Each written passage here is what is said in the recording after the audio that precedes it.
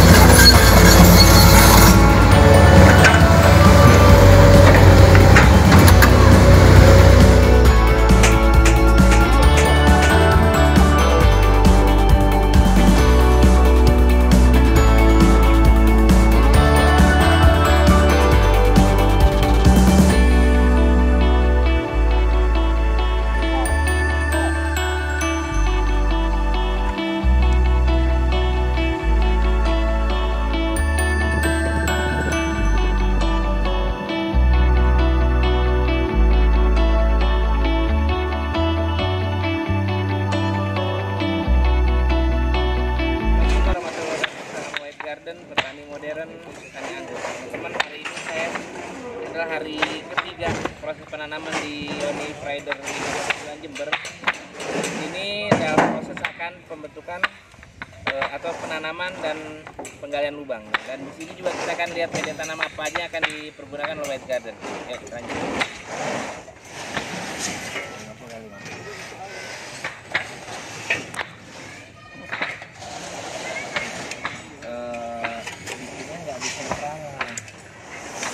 Berat 50.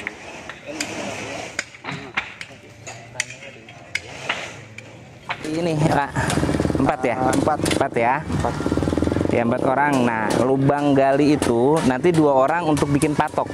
2 orang. Ya, bikin patok jadi semua dibikin 1,5 meter. Dibikin patoknya, nah yang 2 orang gali. Nanti setelah matok baru kita bisa gali bareng-bareng. Nah, patoknya jaraknya gini ya. Jadi dari tiang ujung sini jaraknya 1,5 meter, terus ke belakang 1,5 meter. Jadi dia di tengah. Jadi jarak dari sini 1,5 meter, antar jarak tanam ini 1,5 meter. Apa Mak? Hah? Paham? Ya, jadi nanti di sini bikin, jadi kalau lihat di ujung sana, ya coba lihat di ujung 1,5 meter, turun 1,5 meter, turun 1,5 meter, turun 1,5 meter, turun 1,5 meter, bikin garis itu dan bikin patoknya. Ya, itu Bang. Oke. Ya Bang. Iya. Ya, terus dibagi siapa yang bikin patoknya Bang Yanes ya. Iya Bang. Ya. Ya. Soalnya ntar di sini mau digali, tambah galian. Lepas seperti ini. Lepas ya. Ya, patokannya di luar ya. Jadi 1 meter di ukuran ini. Jadi rencana ini Bang. Jadi kita pakai paving blocks sementara di sisi kiri luar ini. Ya, sisi sama di depan. Sisanya kita kasih paving block sekitar 4 meter. Nanti kita bikin seperti kanopi di depan pakai semi greenhouse kanopi. Nanti di situ ada udah di atasnya ada pohon anggur juga. Jadi di situ buat kita duduk-duduk nanti. Luar biasa. Ya.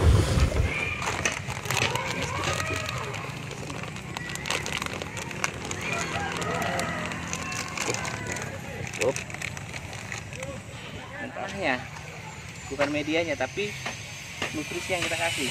Nah, nutrisi itu yang bakal diolah sama mikroorganisme. Nah, mikroorganisme itu bakteri dan jamur. Nah, ini yang kita pakein jamur nih barusan nih. Jamur di saat nutrisi kita kasih, nah itu dia bekerja tuh jamur tuh. Nah, keringetnya itulah yang bakal jadi makanan. Nah, ini ada jamur dan kita pakai lagi mikroorganisme ini. Ini bakteri. Jadi jamur baik, bakteri baik. Nah, jika ada bakteri yang jahat, ini yang ngelawan nih. Jadi kalau pernah ngeliat busuk akar, akarnya busuk, berlendir, bau, itu berarti ada bakteri. Tapi kalau nggak berbau, kering, itu jamur. Ini kalau digabungin berantem nggak antara jamur sama ini gitu. Nah, karena jamur mikorizа ini dia bakal ngelawan jamur-jamur jahat. Nah, kalau bakteri sebaliknya. Nah, terus bakteri sama jamur berapa? Enggak. Jadi kayak pasukannya bang. Kalau sama-sama baik dia nggak bakalan saling menghajar. Iya. Bob.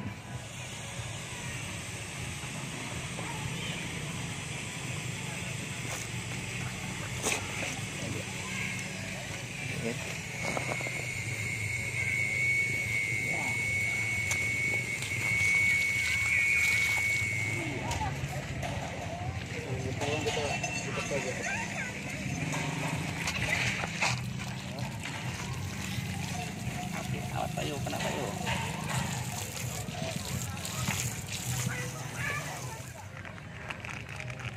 Ini medianya deh, media. Ini media. Itu media ambil satu karung kemari. Sini.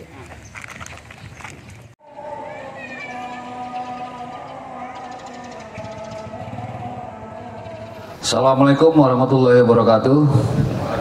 Selamat pagi, salam sejahtera bagi kita semua. Salam Om Swastiastu. Pagi ini yang sama-sama kita saksikan melaksanakan peresmian kebun anggur Condromowo. Jadi mungkin selama kita berdiri atau berada di 509 ini, baru ini kita membuat kebun anggur. Betul ya? Betul. Jadi harapan saya dengan dimulainya dari kebun anggur batalion ini, nanti masing-masing anggota di samping-samping rumah bisa dibuat. Harapannya juga ke depan kita sama-sama berdoa semoga penanaman anggur ini berhasil dan bisa nanti kita buat pasar sendiri. Di Jember 509 bisa mengedrop buah anggur ke beberapa toko buah. Tujuan saya untuk itu. Semua yang saya buat ini semua untuk kesejahteraan kalian. Itu saja beberapa hal yang perlu saya sampaikan pagi ini. Semoga apa yang kita perbuat ini mendapatkan ridho dari Allah Subhanahu wa taala. Apapun yang kita buat itu juga untuk semuanya kesejahteraan bersama. Terima kasih. Assalamualaikum warahmatullahi wabarakatuh. Selamat pagi. Salam Om Santi Santi Santi Om. Selesai. Ini langsung kita masukkan ya? Ya. Bismillahirrahmanirrahim. Ini dibuka. Buka.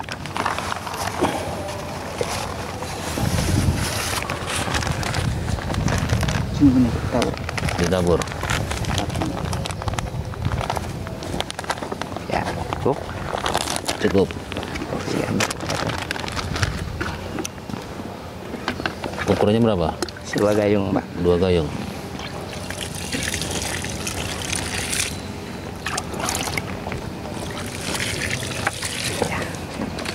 Terus Tumbuhkan tanah. berapa skop? Semua? Semua. Biar Nggak ketutup? cukup 3 aja. Sampai ke 03.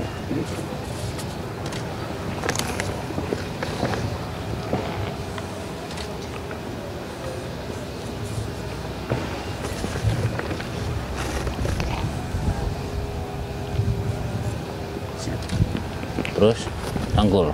Boleh.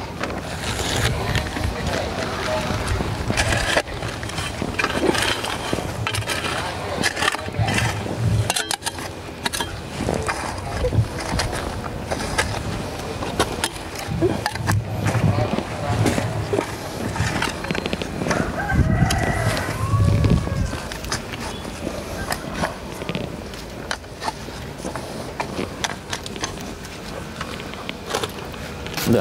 Up.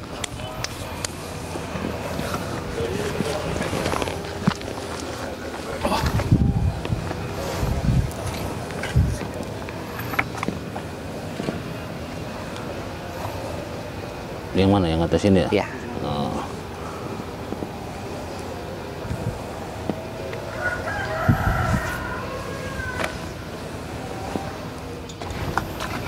Satu kali? Dua boleh. Di bawah aja. Oke, ya. 4 jenis varian.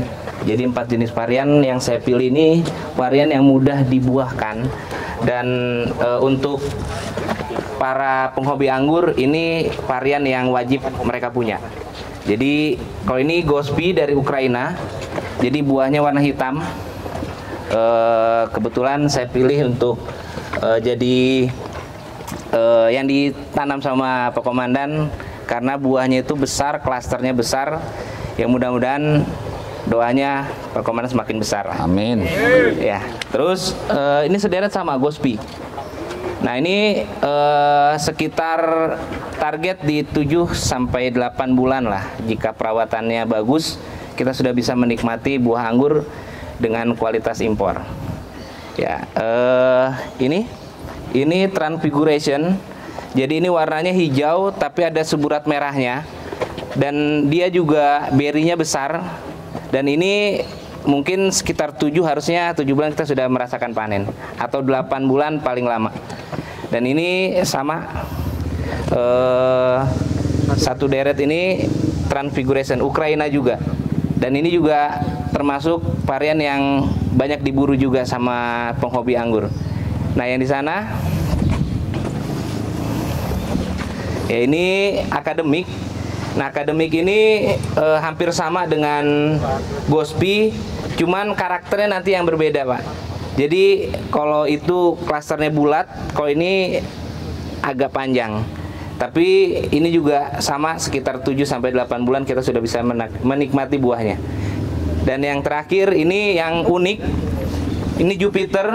Nah, Jupiter ini warnanya merah, berinya tidak terlalu besar, cuman kalau kita makan ini banyak orang bilang seperti permen. Nah, permen ini tergantung imajinasi kita. Ada yang bilang seperti leci rasanya, ada yang jadi ini emang unik dan ini juga salah satu varian yang banyak jadi varian wajib lah buat pengangguran di Indonesia. Nah, mudah-mudahan kedepannya kita bisa tanam lebih banyak lagi jenis varian yang ada di Indonesia. Nah, mungkin itu yang bisa saya sampaikan. Nah, ini 3 bulan ya Pak ya, 3 bulan ini juga kita akan penuh nih, udah pasti rimbun. Dan ini juga udah pasti cocok untuk foto-foto. Dan ini juga lebih bagus dari punya saya nih Pak. Oh iya, buat tangan. Ya, ini lebih bagus dari punya saya. Ya mudah-mudahan sih ini bisa jadi inspirasi lah buat satuan-satuan yang lainnya. Ya mungkin itu aja Pak. Bisa dikasih tahu anggota kira-kira kali-kali hitungan hasil anggur itu seperti apa supaya apa untuk penghasilan itu untuk kesejahteraan bisa paham mereka. Nah, jadi kalau untuk penghasilan di buah, nah ini kita emang butuh lahan yang cukup luas Pak. Tapi ini kalau untuk di sini sih harusnya sudah mampu. Nah itu kalau untuk agrowisata, hitungan saya agrowisata ya Pak ya, bukan perkebunan, ini agrowisata untuk petik buah anggur. Jadi satu pohon ini bisa menghasilkan sekitar 30 sampai 20-30 klaster. Nah, kalau kita untuk agrowisata, kalau kita tanam 1000 pohon sih harusnya mampu di sini. Nah, itu dikaliin 20 aja, 20 klaster. Itu sekitar berapa aja? 1000 kali 20 20.000. Nah, 20.000 kalau kita jual di 50.000 per klaster untuk petik pohon anggur. Nah, itu sekitar berapa ya? 1 juta. 1 juta dikali 1000. 1 M. 1 M. Nah, kalau penghasilan 1 tahun kita panen raya 1 tahun sekali ya penghasilan 1 M untuk di sini. Tapi ini juga harus nggak segampang yang diperkirakan. Emang harus konsisten dengan proses penanam dan yang lainnya. Itu berarti dengan 1000 pohon bisa menghasilkan 1 M. Nah, kalau kita ini bisa dilihat di sini nih sebenarnya kita masih ini cuma 28 pohon. Nah sebenarnya di ukuran segini ini kita bisa kali 2 Pak. Cuman emang ini saya kurangin karena takutnya nanti masih belajar, takut bertumpuk. Iya. Jadi saya kurangin setengahnya. Jadi anggap ini di 28 dikali 2 56 ya? 56. 56 dengan ukuran segini. Nah, kalau kita sediakan lahan sampai dapat 1000, ya itu 1 M untuk pendapatan. Nah, jadi nanam 1000 pohon dengan nanam 500 pohon itu capeknya sama, biayanya juga sama. Jadi ya yang paling berat emang adanya di lahan, dan saya yakin satuan ini punya aset itu. Jadi mudah-mudahan sih kedepannya bisa menghasilkan lebih dari ini. Itu Pak. Ya, terima kasih penjelasannya Pak Robi, tepuk tangan. Lebih cenderung ke pembibitan. Jadi kalau kita budidaya anggur dengan tanam 1 pohon, kita bisa menghasilkan bisa membibit dari setiap tunasnya. Nah, jadi 1 tunas itu bisa sekitar 3 bulan kita bisa menghasilkan 1 pohon anggur yang bisa dijual seharga yang kita beli sebelumnya gitu.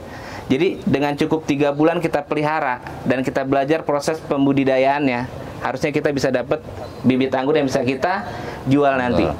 Nah, jadi anggur ini juga ada proses pemotongannya, pemangkasannya. Jadi harus diatur pemangkasnya. Di saat kita pangkas, ada tunas yang kita dapatkan. Nah, tunas itulah yang bisa kita budidayakan. Nah, perkiraan saya ini 3 bulan ke depan kita ada pemangkasan, Pak. Nah, di saat pemangkasan itu dikaliin aja berapa tunas yang kita bisa dapat, dan itu bisa membiayai juga untuk operasional di sini. Gitu. Tapi ya paling berat namanya jualan itu kan marketingnya. Iya. Paling berat nyari yang belinya. Nah, itu mungkin itu sih PR-nya sebenarnya. Iya. Ya mungkin tuh Pak Komandan. Oke, terima kasih Pak Robi.